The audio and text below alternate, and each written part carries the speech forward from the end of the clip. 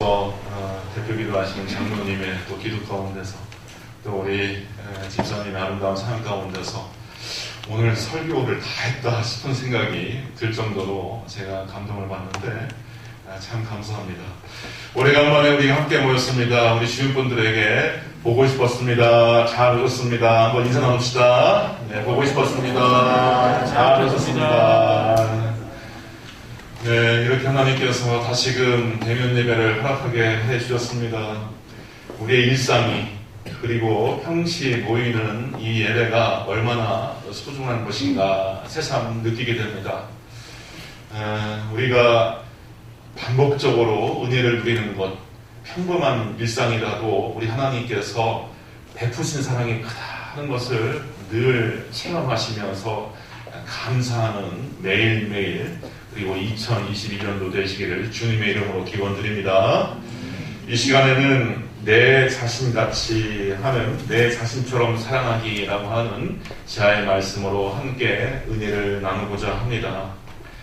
기독교는 사랑으로 시작해서 사랑으로 완성되는 종교입니다. 예수님께서 십자가에 못 박혀 죽으신 그 희생도 우리처럼 무능하고 연약하고 죄 많은 인생을 하나님께서 차별 없이 사랑하신다라고 하는 그런 계시의 사건으로 우리에게 보여주신 겁니다. 그래서 십자가에서 나타난 죄인을 위한 그 사랑을 우리가 쫓아서 신앙에 입문을 하게 되는 겁니다. 그리고 그 사랑을 믿기만 하는 것이 아니라 그 사랑을 따라 예수님의 사랑이 내 마음에 가득 넘칠 수 있도록 부단히 기도하고 말씀으로 훈련하고 예수 그리스도의 정신을 내 안에 내면화하면서 자라게 하면서 나도 또한 작은 예수로 살아가는 것, 그렇게 이 땅에 작은 누룩이 온 덩어리를 변화시키듯 작은 그다시가 크게 자라서 모든 새를 품듯 우리의 사랑이 세상에 확장될 수 있도록 그렇게 살아가는 것이 우리 크리스찬의 본분인 것입니다. 근데 이렇게 코로나 때문에 어지러운 이 세계에 그리고 2021년 새해 벽두에 참 안타까운 뉴스를 우리가 접하기도 했습니다.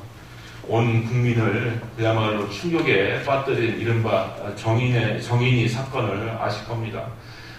아무리 양부모라고 하더라도 그렇게 의붓 딸을 그렇게 학대할 수가 있는가, 정말 사람이 그럴 수가 있는가라고 하는 그런 여러 가지 사건으로 우리가 충격을 받았는데 또 내용을 우리가 보자니까 또 그 문제를 일으켰던 양부모가 목회자 자제예요.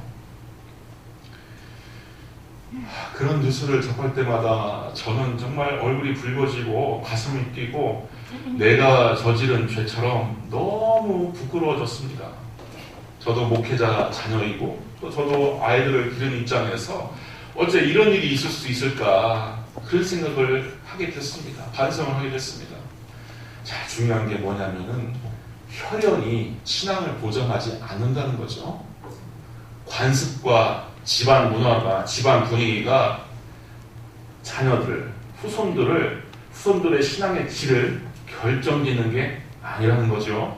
혈연적인 것이나 문화적인 것이나 관습적인 신앙보다 더욱 중요한 것은 하나님을 내가 전인격적으로 만나고 그의 음성을 듣고 예수 그리스도의 정신으로부터 지구받는 그런 단계까지 나아가야지 참된 기독교이다, 이렇게 할 수가 있는 것입니다.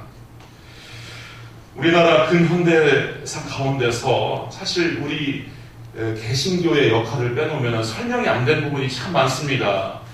3.1운동의 민족대표, 여러 종교가 연합하여서 3.1운동을 계획하고 일으켰는데 33명의 그 민족대표 가운데서 16명이 기독교인이었죠. 목사님, 장로님이었습니다. 그때 당시 인구의 1% 정도밖에 안 되는 기독교의 그 사회 참여의 역사가 얼마나 처음부터 컸는지 압니다. 그 이후에 우리나라를 일으키고 근대화하고 학교와 병원, 여러 기관, 여러 구제기관에서 우리 기독교의 활동을 생략해서는 우리 한국의, 대한민국의 근대화를 설명할 수가 없을 정도입니다. 지금도 각 사회 시설에서 개신교에서 인적, 물적으로 출연하는 그 자원이 어마어마하게 높고요. 또 국내외의 세계의 구제, 또 구휼 기관의 개신교가 담당하는 역할이 대단합니다. 그런데 자꾸 지목되는 개신교의 어떤 범법행위, 탈선행위에 대해서 우리는 참 근심하고 스스로 위축되고 있지만 종교인들의, 개신교인의 범죄율은 그렇지 않은 사람들보다 턱없이 낮다는 것이 또 통계예요. 그럼에도 불구하고 이 한국 사회에서 이 개신교회가 사회적인 신뢰를 잃는 것은 이 세상 사람들은 우리 예수 믿는 사람들의 도덕적인, 윤리적인, 또 사회 실질적인 그 수준을 상당히 높게 보고 있기 때문에 그렇습니다. 그래서 우리가 참 책임이 큽니다. 지난주에 우리 학교에 또 중직을 맡은 또 장로님하고 신부장로님하고 잠깐 얘기를 했는데 참 미션 스쿨로서 경험하는 어려움들이 참 많다. 학생들 스스로가 가고 싶어하고 또 공부하고 싶어하고 선망해야 되는데 이 코로나 시대에 소위 BTJ 열방센터라든지 또 여러 교회들이 보이는 어려움들 때문에 또 탈선 때문에 교회나 또 미션 스쿨에 대해서 선망하고 가고 싶어하는 마음이 위축되는 것 같다. 그런 평가를 하시더라고요. 저도 동의합니다. 동의해요. 그래서 우리가 참 이거 어떻게 해야 되나, 교회도 그렇고 한국개신교회도 그렇고 관련 유관기관도 그렇고 이거 어떻게 극복해야 되는가, 제가 계속 고민하다가 묵상 중에 오늘 말씀으로 하나님께서 주셨길래 제가 은혜를 이 말씀을 통하여서 나누고자 합니다. 다시 한번 제가 이 말씀을 이제서 읽어드리겠습니다. 마태복음 22장 37절 이하에 예수께서 이르시되 내 마음을 다하고 목숨을 다하고 뜻을 다하여 주 너희 하나님을 사랑하라 하셨으니 이것이 크고 첫째 되는 계명이요 둘째도 그와 같으니 이웃을 내 자신같이 사랑하라 하셨으니 이 두 계명이 온 율법과 선지자의 강령이니라 했습니다. 이게 모든 당면한 문제를 풀 수 있는 이게 마스터키입니다.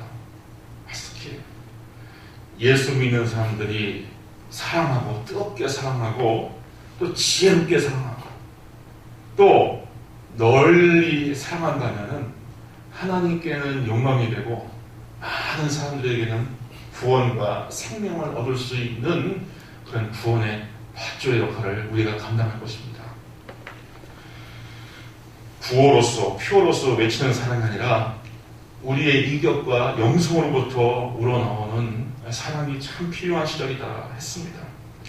성령의 9가지 열매 중에서 첫 번째가 사랑이었고요. 사도 바울도 믿음, 소망, 사랑 가운데서 사랑이 제일이라고 했습니다. 어떤 주경가는 이에 대해서 이렇게 해석을 합니다. 우리가 보이지 않는 하나님, 부활하신 예수님 믿어야 할 수밖에 없습니다. 지금 우리가 지상에서 사는 단계에서는 믿어야 할 수밖에 없어요. 그리고 우리가 장래야 하나님의 나라가 임재할 것, 또 우리가 천국에 우리가 드림받을 것, 여기에 대해서 희망, 소망을 품게 됩니다. 그런데 우리가 하나님 나라에 입성한 이후에는 보이는 예수님, 이루어진 천국 가운데서 믿음과 소망은 더 이상 유효하지 않을 수가 있는 것이죠. 그러나 그 공동체, 천국에서 하나님 나라로 함께 모인 그 공동체에서는 영원토록 사랑할 수밖에 없는 것입니다. 영원토록 사랑할 수밖에 없는 것입니다. 특히 우리 교우들이 함께 모여서 이 신앙의 공동체를 이룬 이 현장에서 사랑하지 않으면 참 곤란해집니다. 사랑해야 돼요. 사랑해야 돼요. 그래서 보이지 않는 하나님, 과학적으로 논리적으로 입증되지 않는 하나님이지만 우리 예수 믿는 사람들이 서로 섬기며 뜨겁게 사랑하는 그 모습을 보고서 간접적으로 세상 사람들이 저희들 가운데서는 하나님이 임해 계시는구나. 저희들의 정신과 양심 가운데서 어떤 능력이 발휘되길래 저들은 우리와 다른가. 저 안에 뭔가가 있다. 저 교회 공동체 안에는 하나님이 계시는구나. 이것을 발견하고 함께 동참하게 되는 것입니다.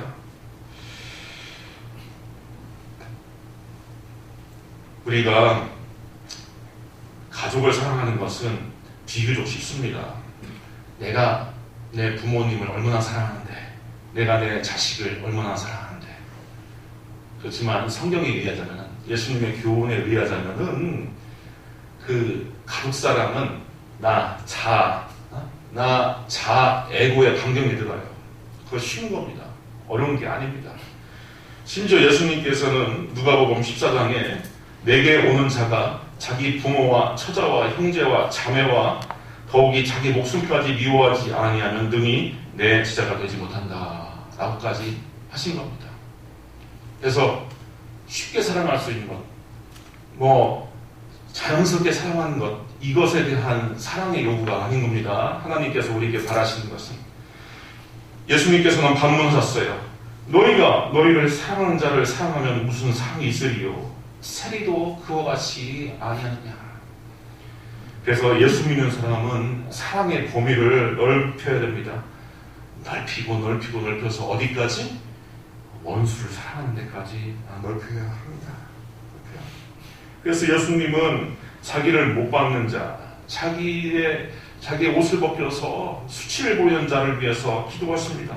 누가복음 23장에 보면은 못 박히시는 예수님께서 아버지여 저들을 사하여 주옵소서 자기들이 하는 것을 알지 못하니이다 하면서 하나님께 간청하는 기도를 드리셨습니다. 또 그 하나님은 예수님의 산상수훈을 통하여서 어떻게 설명되는 하나님이냐면은 하나님이 그 해를 악인과 선인에게 비추며 비를 의로운 자와 불의한 자에게 내려 주심이라 했어요. 그래서 우리 예수 믿는 사람들이 증거하고 또 살아내야 하는 사랑은 무차별적인 사랑, 분별하지 않는 사랑, 또 용서하는 사랑, 이 사랑입니다. 이거 쉽지 않아요. 하지만 우리가 그 목표를 분명히 알았으니 그 사랑까지 올라갈 수 있도록 우리가 생애의 목적을 정해야 하는 것입니다. 우리 성도님들 생애 가운데 이루셔야 할 여러 목표가 있을 겁니다.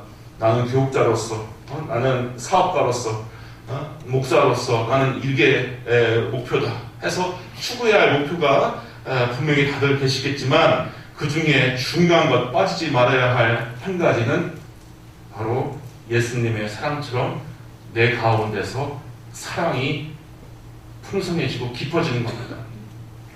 세계의 사건과 사고의 현장 가운데서 죽음을 직감하는 희생자들이 필사적으로 유언을 남기려고 하죠. 종이 조각, 또 성냥갑, 담뱃갑, 이런 깜종이 이런 데다가도 이렇게 남긴다는 거예요. 근데 그 모든 메시지들을 요약을 하면은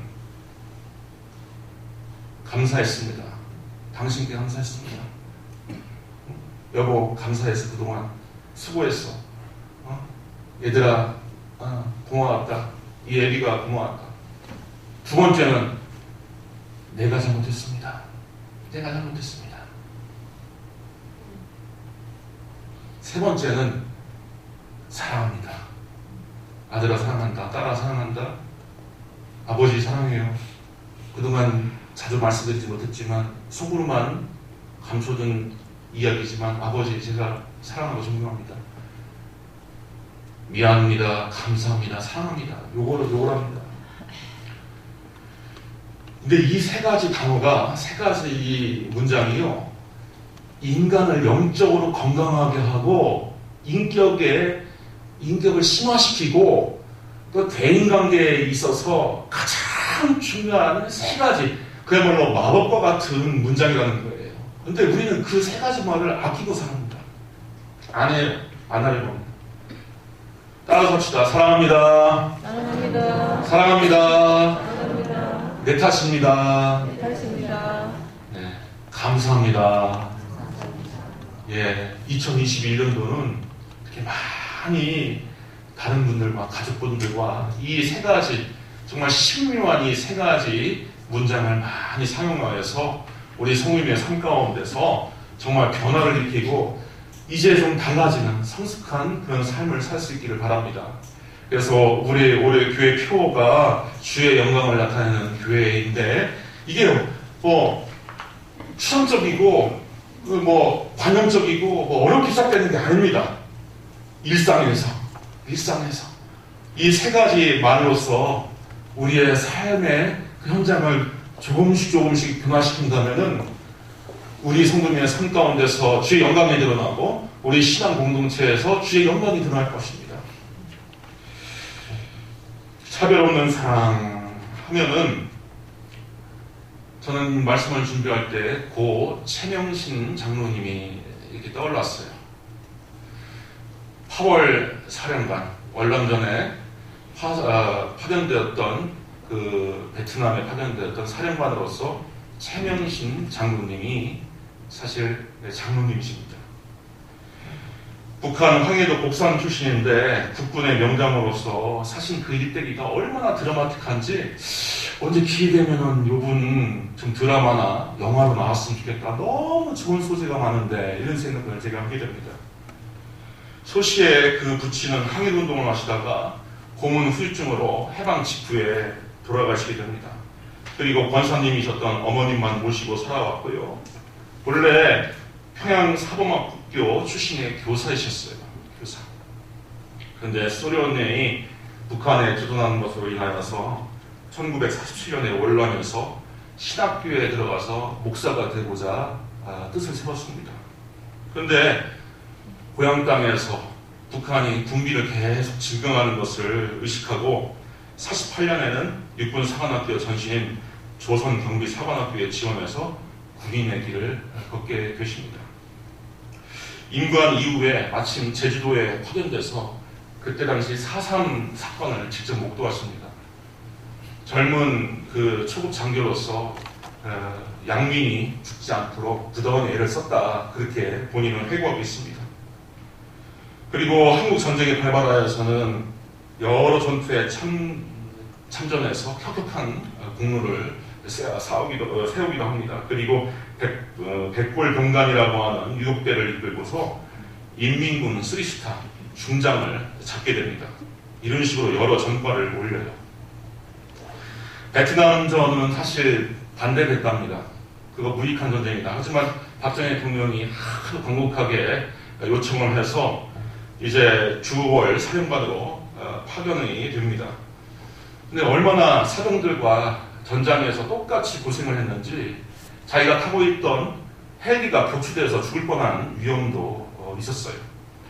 사실 한국전쟁에서도 이 인민군한테 사로잡혀갖고 스스로 목숨을 끊으려고 이렇게 총을 대갖고 방아쇠를 당겼는데 그게 걸려버려갖고 죽지 않았다는 거예요. 아, 하나님께서 살라고 하신구나 해서 그때부터 이제 포로된 상태에서 탈출을 감행해서 부사일생으로 사신 적이 있어요. 아무튼 전장 현장에서 죽을 뻔한 위기는 어마어마하게 많이 겪게 되십니다. 베트남전에서도요, 이 사정을 얼마나 아꼈는지 우리 똑같이 미군과 같은 식사 또 무기 제공받아야 된다 해서 관철시켰고, 그리고 월남 양민들이 학살되지 않은 것에 대해서 계속 집요하게 노력을 해서 월남 대통령의 표창까지 받으신 바 있습니다. 고 최명신 그 장로님은 전장의 그 어떤 군인으로서의 공로만, 전공에만 있지를 않으셨습니다.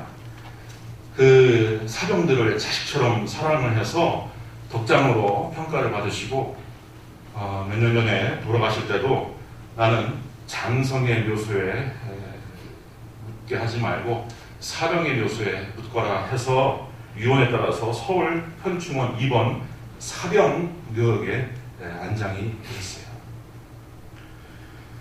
근데 이 최 장로님은 돌아오셨을 때 가족 중에서 사흘 밤낮 빈소를 지킨 동생이 있었습니다. 형제의 죽음에 사흘 밤낮 빈소 지키는 거 쉬운 거 아닌 거 다 아실 겁니다. 그래서 동생분도 겨우 11살 차이밖에 안 나서 고령임에도 불구하고 형님의 빈소를 지킨 거죠. 그 동생분은 서울대 입학 후에 박사학위를 받은 후에 서울 유명대학에서 교수로 재직하다가 은퇴하신 분입니다. 그런데 여기에 또 반전이 있어요. 그 동생분하고 최 장로님 사이에는 피 한 방울 섞이지 않은 관계입니다. 이 사연은 한국전쟁으로 거슬러 올라가요. 최 장로님은 중병이었던 1951년 초에 강원도에서 바로 인민군 중장 길원팔이라고 한 사람을 잡게 됩니다. 길원팔 중장, 인민군 중장. 그리고 끊임없이 최 장로님은 전향할 것을 요구를 해요. 이때 나눈 두 인물의 대화가 이렇게 전해집니다. 그 길원팔은 전향을 하지 않기로 결정을 하고 서로 간에 이런 이야기를 했답니다. 최명신 장로님과 말했습니다. 비록 귀하는 적이지만 보기 드물게 아까운 참 군인이다. 참으로 귀하의 의연한 태도는 훌륭하다. 그래서 포로지만 영예롭게 귀하의 손으로 죽을 수 있도록 해주겠다. 하면서 총을 건네주고 실탄 발을 건네줍니다. 작용하도록. 고맙다. 너도 비록 적이지만 여기까지 수백 명이나 되는 병력을 이끌고 와서 우리 앞마당을 휘젓고 다니다니 대단한 녀석이다. 나도 너 같은 자에게 죽을 수 있으니 차라리 다행이다. 그래서 기론팔은 이 최명신을 똑바로 바라보면서 또박또박 말을 이어가면서 몸가짐도 흐트러지지 않았다는 거죠. 그러면서 머뭇거리다가 최명신 장로님한테 부탁을 하더라는 겁니다. 나에게는 전쟁 중에 부모를 잃은 한 아이를 아들처럼 키웠다. 저기 밖에 있으니 그 소년을 남조선에 데려가 공부를 시켜달라. 해서 최명신은 고개를 끄덕이고 그 공천을 내주고 방에서 나왔습니다. 그리고 이제 총성이 들린 것이죠. 인민군 장성이 데리고 있던 고아 소년을 입적시키는 사실은 그 당시에 문제가 될 수가 있습니다. 군생활이나 진급에 대단한 불이익을 당할 수 있었는데 그 약속을 지키고 적장의 그 양아들을 자기가 입양시키고 11살밖에 차이가 안 되고 그 당시 총각이었기 때문에 아들로는 삼지를 못했다는 거죠. 그리고 이 최 장로님이 이가 계속 공부할 수 있도록 뒷받침해서 그 동생이 서울대에 들어가고 나중에 서울의 유명한 대학의 교수로서 은퇴를 하게 됐다는 겁니다. 지금도 최 장로님의 아들은 그를 삼촌으로 부르고 최 교수의 자녀들은 그 장로님을 큰아버지라고 부른답니다. 이런 이야기를 들은 지인들은 야, 총을 넘겨받은 그 기론팔이 당신 뒤에서 쏘지 않을 것이라고 그렇게 의심이 안 들었냐 묻곤 했다는 거죠. 이에 장로님은 하나님께서 늘 방패가 되는 것을 믿었기 때문에 두려움이 없었다라고 대답을 하시곤 했답니다. 최명신 장로님의 이 사례처럼 예수 믿는 사람은 사랑할 수 없는 사람을 사랑할 수 있어야 됩니다. 얼마나 아름다운 이 현대사에 우리 교회가 보일 수 있는 미담입니까? 이런 사랑은 저절로 나오기 쉽지 않습니다. 예수님의 교훈과 정신이 매것이 되어야지 가능한 것입니다. 이를 위해서 우리 예수 믿는 사람들은 기도가 필요해요. 기도는 영적 호흡이고 말씀 묵상은 영적 섭취입니다. 그래서 생물이 살아갈 때 영양분을 섭취하고 또 호흡을 하지 않으면 생명을 잃듯이 우리 예수 믿는 사람들은 어쩔 수 없습니다. 다른 왕도가 없습니다. 신앙적으로 인격적으로 자라가기 위해서는 기도를 통하여서 하나님의 임재와 하나님이 어루만지는 그 손길을 느낄 수 있어야 되고 내 양심 안에 성령께서 이루시는 형성하는 하나님의 거룩한 정신을 내가 발견할 수 있어야 됩니다. 하나님의 이 거룩한 정신, 성령 안에서 들려주시는 이 음성은 나의 인격적인 수준이나 나의 윤리적인 수준을 초월합니다. 초월해. 그리고 거기에 순종할 때 반드시 역사가 일어납니다. 놀라운 역사가 일어나요. 그래서 기도가 깊어져야 됩니다. 기도를 자꾸 하셔야 됩니다. 우리가 모이기 어렵지만 기도해. 저도 자꾸 기도하고 묵상 기도, 때로는 침묵 기도로 저도 자꾸 하려고 해요. 틈틈이. 하다못해 운전하고 다니시면서 예수님만 하셔도 좋습니다. 초대교회에 예수 기도라고 하는 게 있어요. 기리의 엘레이션이라고 해서 주여 나의 주님 예수여 나를 불쌍히 여기소서라고 반복하는 그 기도법이 있는데 호흡에 실어서 늘 예수님을 묵상하고 예수님을 떠올리게끔 하는 기도법이 있긴 해요. 그래서 항상 세상에서 볼 수 있는, 관찰할 수 있는 그런 것에 내가 조금 더 멀어지고 나를 살리시고 나를 새롭게 하신 예수님에게만 포커스를 맞추기 위해서 예수를 계속 생각하는 방식으로 살아가는 것, 이것도 훌륭한 기도법인 것입니다. 그리고 말씀 묵상을 하셔야 됩니다. 말씀 묵상. 아침에 일어나시면 일간지부터 보시려고 하지 말고 말씀 한 장이라도 보시려고 하십시오. 특별히 예수님의 교훈이 많이 담겨져 있는 또 사복음서나 또 신약성경을 처음에는 읽기 시작하십시오. 그래요. 우리 성도님들 참 그래서 2021년도에는 우리 삶의 이 현장 가운데서 하나님의 역사, 하나님의 살아계심, 하나님이 영광이 나타나는 그런 일들이 있기를 부탁드립니다. 마지막으로 우리 성도님들께 제가 온라인 예배상에서는 한번 읽어드렸는데 다시 한번 좀 인생의 본질이 무엇인가, 우리가 어떻게 사는 것이 현명한가, 과연 예수님의 방식으로 예수님의 교훈대로 사는 것이 손해일까라고 하는 그 의구심을 씻을 수 있는 또 좋은 글귀를 제가 한번 읽어드리겠습니다. 죽음과 맞바꾼 108세 노인의 인생진리 30가지. 다 읽어드릴 수 없고 제가 참 이거 맞다 하면서 무릎을 쳤던 그 대목을 제가 위주로 해서 읽어드릴게요. 삶 속에서 겪었던 수많은 일들과 기억들은 그저 잠시 머물다 간다. 삶 속에서 느꼈던 아픔과 괴로움, 두려움은 그저 잠시 머물다 간다. 지나고 보면 살아온 모든 날들이 그저 날마다 좋은 날이었고, 그저 날마다 좋은 사람이었고, 그저 날마다 좋은 일들이 가득했었다. 사는 동안 내가 만났던 모든 만남들은 그저 내가 만나야 할 필연적인 이유가 있었다. 나에게 펼쳐진 모든 인생들은 내가 생각한 대로 내 앞에 펼쳐진다. 내가 얻는 모든 것들은 좋든 나쁘든 내가 뿌린 대로 거두어들인다.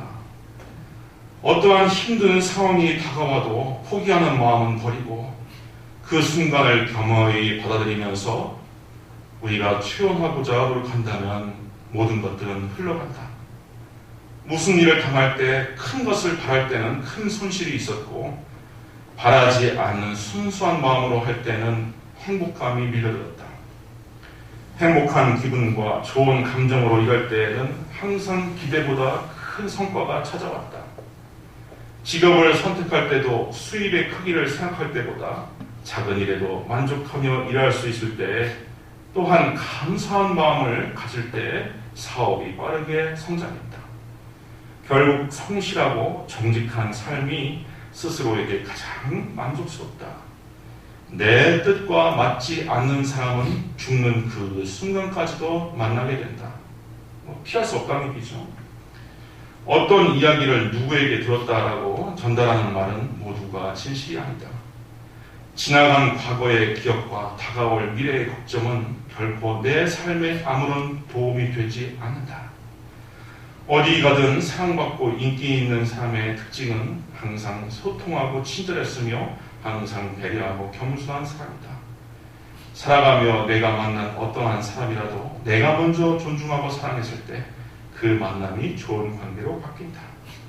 내가 먼저 밝게 웃으며 긍정적인 성품으로 살아갈 때 모든 일이 술술 풀리기 시작했다. 사는 동안 지나친 욕심을 낼 때 화가 일어난 일들이 자주 생겼다. 나와 남을 비교할 때 내 마음에서 끊임없는 시기와 질투가 생겼다. 내 몸을 사랑하고 아끼는 것만큼 남도 아끼고 사랑해야 나도 건강해지고 형통해진다. 일을 할 때, 사업을 할 때 급하고 들뜬 마음이 올라갈 때에는 오히려 실패가 찾았다. 어떤 일을 할 때라도 나의 기준은 언제나 긍정적이고 밝은 일을 찾기를 기도하니 항상 좋은 일이 생겼다. 내가 마음을 고요히 하고 평온하게 할수록 내 몸의 건강은 더 좋아졌다. 마지막으로 지금 내가 존재하는 이유는 이 세상의 모든 만남에 도움이 된다. 남을 유익하게 하고 사랑하는 것은 곧 나를 유익하고 내가 발전하는 길입니다. 우리 사랑하는 모든 성도님들은 예수님의 이러한 가치관과 교훈에 따라서 성공하는 인생을 사실 수 있기를 주님의 이름으로 축원드립니다. 기도하겠습니다.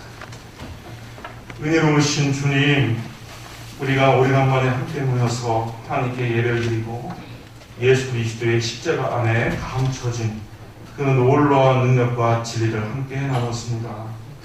부족하고 약한 인생이지만 변치 않는 사랑으로 여기까지 인도하여 주셨으니 우리의 앞날도 하나님께서 능력의 장중, 굳센 장중 안에 붙드사 승리할 수 있도록 인도해 줄로 믿사오니 아버지 하나님, 우리가 더욱더 하나님을 섬기는데 부족함 없도록 믿음을 다하게 하여 주옵소서. 예수님의 이름으로 기도하옵나이다.